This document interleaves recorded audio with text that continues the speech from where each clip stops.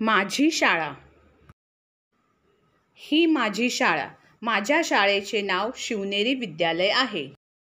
माझ्या शाळेत 1ली ते 10वी पर्यंत वर्ग आहेत. शाळेसमोर खेळायला मोठे पटांगण आहे. याच पटांगणावर आमची प्रार्थना होते.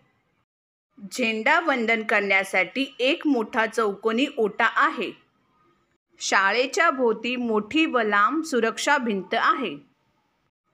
या भिंतीला लागून खूप सारी फुलझाडे व फळझाडे लावली आहेत. माझ्या शाळेत मोठे ग्रंथालय आहे.